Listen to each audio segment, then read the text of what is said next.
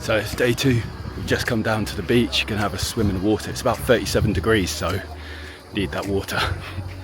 It's really beautiful here. We've got like a mountainous region right alongside us. I love like the contrast of the mountains and the beach. There's no waves at all. It's so calm. This water is so nice.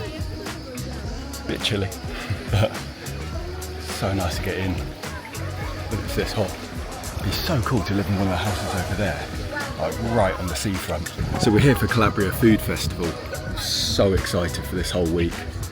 We arrived yesterday, a little bit tired because we come straight from my friend Canal's wedding. Straight to that restaurant, had some unbelievable food. We ate at Brezza. So it's a Michelin-starred chef produced us this incredible seafood. The squid balls with zucchini, that was just my favourite dish by far.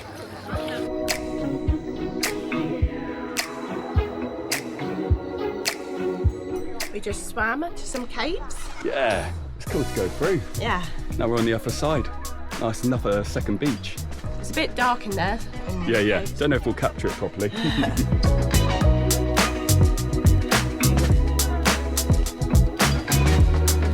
We then went to Blanca Cruz, the beachside restaurant which served us amazing seafood, plus this incredible mushroom pasta.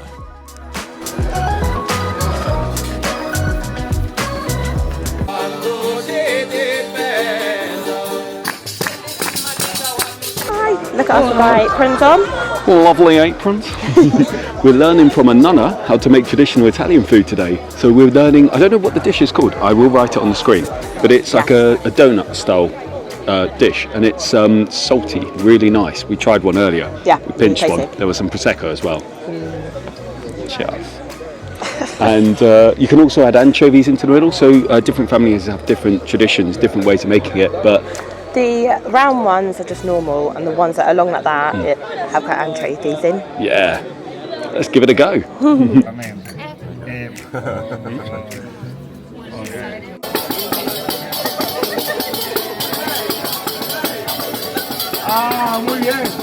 Hello, we found a cat.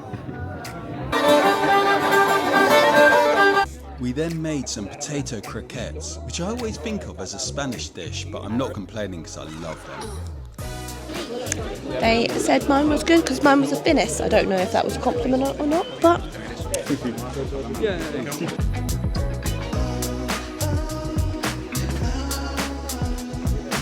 You made it. I made it. It's kind of cool, but I'm going to try it now. It is boiling, so I'm probably going to burn myself, but hopefully not. Nice. Let's have a look. What do you think? It's a perfect amount of crisp. It's really tasty. I need to grab one now. Jealous. So it's half pork, half beef.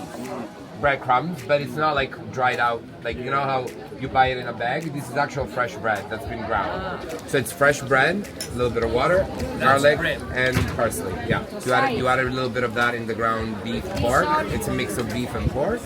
So half a kilo of meat means 200 grams of bread. Pecorino parmigiano is always a staple. No parsley in this one because it's already in the bread. So as usual, you create the mixture with the eggs. Try to make it as thin as possible because it is meat. So you want it to cook through and cook equally, like fast, not burning the outside and the inside is raw. Here's the meat. So try to go as thin as possible when you're given the meat. This is the meat one. We didn't get a chance to make it, so we're just going to eat it. Yeah. It's the best way, I think. Oh, I prefer that one. That's really nice. Oh, that's so good. Okay, make the meat one. I'll show you how to make it. I doubt he will show you. He'll show you clips. I'll show. So you might have to Google it. Also a deeply detailed one. We then made one last dish, filled aubergine, which was scrumptious, before we headed inside to try their oven pizzas. Then in the garden we had a banquet, including the famous pipi and patata.